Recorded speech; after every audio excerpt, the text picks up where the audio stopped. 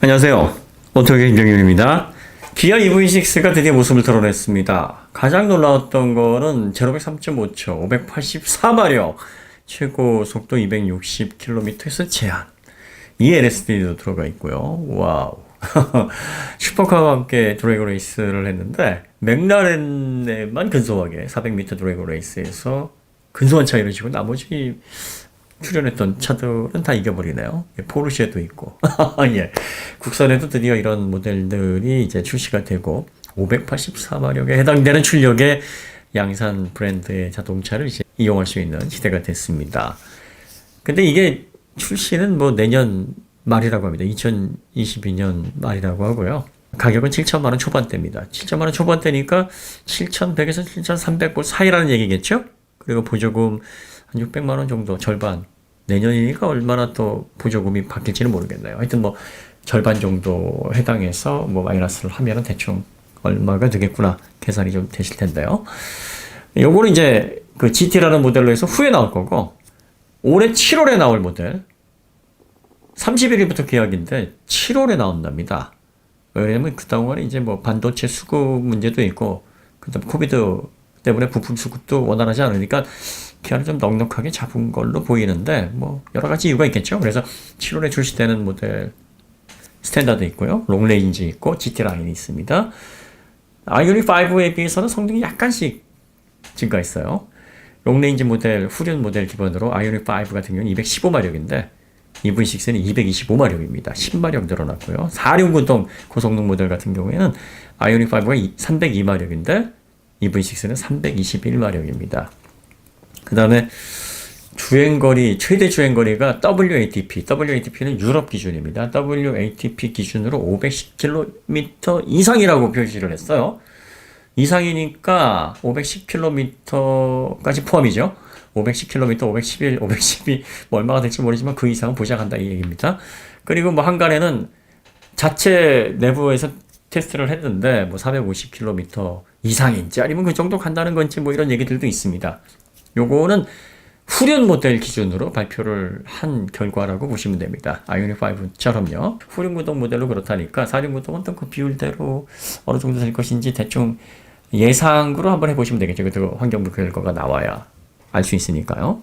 자, 그 다음에 가장 큰 차이가 이제 배터리 팩 차이입니다. 배터리 팩 차이가 어떻게 나냐면 77.4kWh입니다. 77.4kWh니까 4.8kWh가 더 아이오닉 5보다 용량이 큽니다. 아이오닉 5는 72.6kWh. 이것 때문에 아이오닉 5 먼저 계약하신 분들, 어우, 너무 서운하다.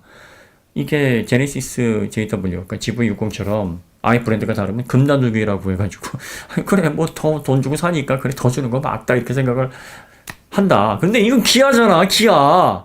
가격도 뭐 별 차이, 약간 비싸긴 한데 별 차이 없더만. 근데 왜, 뭐야, 이거 금나누기도 아니고 왜 차별해? 요거는 이제 살짝 추론을 해보면 두 가지 이유 정도가 걸리는데, 첫 번째는 아이오닉 5와 EV6 개발 기간이 대략 4개월 정도 차이가 나는데, 아이오닉 5, EV6, 그 다음에 JW, 제네시스 GV60이죠.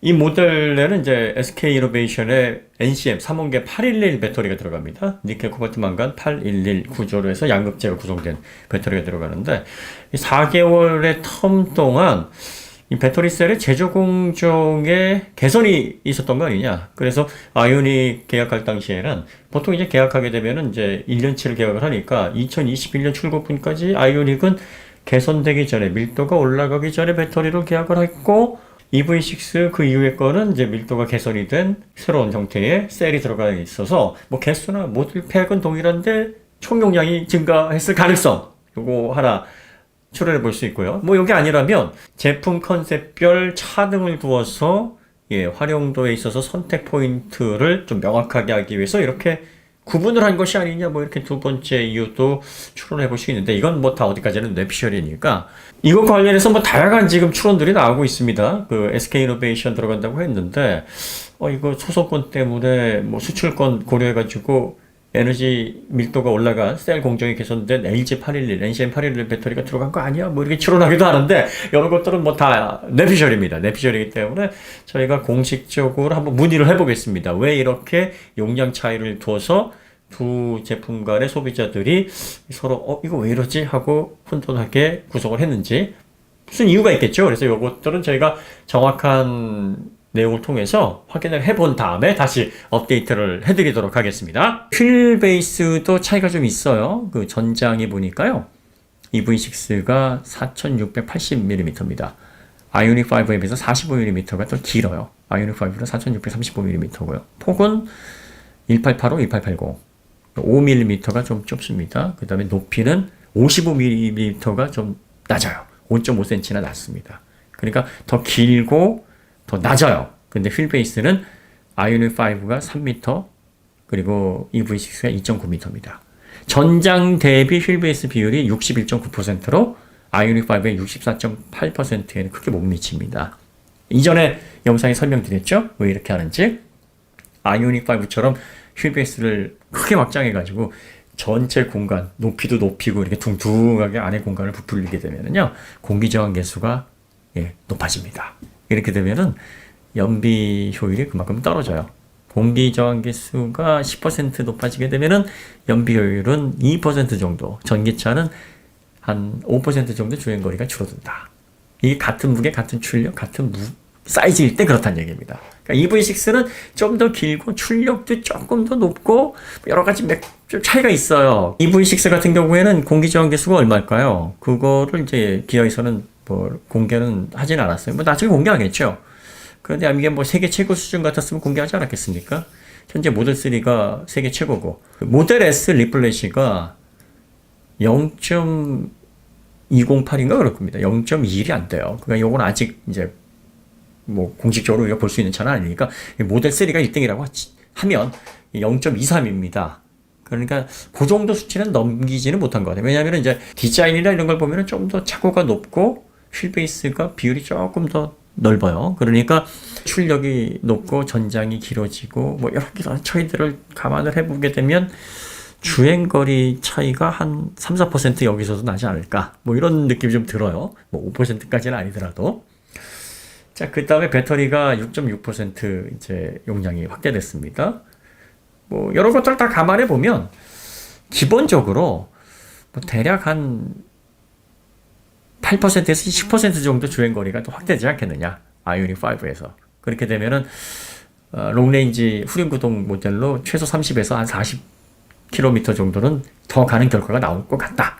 뭐 사륜구동도 마찬가지고요. 사륜구동도 롱레인지 모델에 비해서 비율적으로 줄어드는 만큼 줄어들겠지만 아이오닉 5보다는 대략적으로 한 3, 40km 정도는 좀 더 가는 수준에서, 그것도 비율이 줄어들으니까 뭐 그 정도보다는 좀 덜 늘어나겠네요. 하여튼 그 정도 선에서 한 8에서 10% 정도 연비가 더 늘어나는 형태로 최종적으로 결정이 되지 않을까, 뭐 그런 느낌이 좀 듭니다. 기본적인 하드웨어 특징은 아이오닉 5와 크게 다르지 않습니다. 이 GMP 플랫폼을 그대로 활용하기 때문에 파워트레인 구성도 동일합니다. 그런데 이제 파워트레인, 전기 모터도 같은 모터를 사용을 하는데 회전수를 좀 더 높게 사용할 수 있도록 하고요. 또 고용량 배터리가 들어가기 때문에 거기서 출력 부분을 좀 더 적극적으로 사용할 수 있도록, 최대 토크는 동일합니다. 출력을 조금 더 회전수를 통해서 조정을 한 거고요. 사륜구동, 디스커넥트 방식의 사륜구동이라든지 뭐 탄화기술 파워 반도체가 사용된 인버터와 일체형 파워트레인 엑셀로 구성되어 있는 부분, 또 감속기로 통합 쿨링하는 이 시스템, 그리고 최대 3.6kW의 용량을 220V로 사용할 수 있는 V2L 기능, 이것도 역시 동일하게 적용이 되어 있습니다. 그러니까 기본적인 하드웨어 특징은 아이오닉 5랑 비슷합니다. 800V 시스템으로요, 400V 충전기와도 호환이 됩니다. 인버터와 전기 모터를 사용해서 400V의 충전기가 입력이 되더라도 이것을 자체 스갑해서 800V로 충전해주는 이 시스템도 아이오닉 5랑 동일한데, 자동차의 형태, 컨셉 이런 것들에서는 좀 차이를 달리 가는 거죠. 아이오닉 5는 최대한 실내 공간을 넓게 가고 이전에 모빌리티에서 경험하지 못했던 여유로운, 그러니까 새로운 경험을 통해서 전기차 시대의 라이프 스타일의 변화를 추구하는 그런 소비자들에게 매력적인 상품 구성을 가지고 있고, 대신 주행거리, 그 다음에 동력 성능 면에서는 EV6보다 좀 떨어지는 구성이고, EV6 같은 경우에는 내연 자동차에서 전기차로 넘어가면서 이동 수단으로서의 가치가 최대한 유지되는, 그래서 보다 좀 더 확장된 성능과 긴 거리를 주행할 수 있기를 원하는 소비자들에게 본질에 좀 더 가까운 자동차가 이동수단으로서의 가치에 조금 더 무게를 두는 그런 선택을 하기 원하는 소비자들에게 좀 매력적으로 보이만 합니다. 그래서 실내 공간도 아이오닉 5처럼 우리 거주 공간을 최대 활용하는 게 아니라 자동차가 빠르게 이동할 때 안정감을 느끼게 하는 그런 레이아웃으로 구성이 되어 있습니다. 휠 베이스가 그래도 좀 더 확장되어 있고 내연 자동차보다는 좀 더 확대가 되어 있습니다만 아이오닉 5의 그 광활한 공간처럼 그렇게 확장되어 있지는 않습니다. 그러니까 결국 계열사 간에 비슷한 상품성을 입혀서 뭐 팀킬하는 것 좀 막자. 자, 이렇게 서로 다른 가치를 추구하면서 다양한 소비자들에게 대응할 수 있도록 상품 기획이 됐다. 이렇게 정리를 하시면 될 것 같습니다. 디자인의 차이, 컨셉의 차이, 뭐 그것들을 감안하셔가지고 뭐 선택을 하시고요. 아니 뭐 EV6까지 봤는데 아이오닉 6도 마음에 안 들고 EV6도 마음에 안 들어. 그러면 이제 테슬라 모델 Y, 모델 3 뭐 선택지 ID4도 이제 곧 출시가 되니까 ID4 뭐 이런 것들 다양하게 비교를 해보시면 좋습니다. 개인적으로 기아가 제로백 3.5초 양산차 브랜드임에도 불구하고 3.5초에 이 LSD까지 장착이 되어 있고 최고 260km에서 제한이 되는 전기차다. 정말 기대가 됩니다. 그리고 뭐 슈퍼카에 정말 드래곤 레이스 400m 대등하게 성능을 낼 수 있는, 그리고 7천 초반에 구입할 수 있는 이런 차. 584마력의 국산 모델 양산 브랜드에서 나오는 국산 전기차를 7천 초반에 구입할 수 있다. 보조금 적용하면 이제 6천 중반. 옵션 이것저것 다 넣으면 아마 7천 넘어가겠지만 만약 그 정도 선에서 구입을 할 수 있다라고 하면은 상당히 국산차가 이 정도까지 왔나라는 생각이 들게 하는 포인트인 거는 확실합니다. 아쉬운 점은 2022년 내년 말에 출시가 된다는 얘기죠. 1년도 훨씬 더 남았습니다. 2년 가까이 남았는데 왜 벌써부터 발표를 했을까?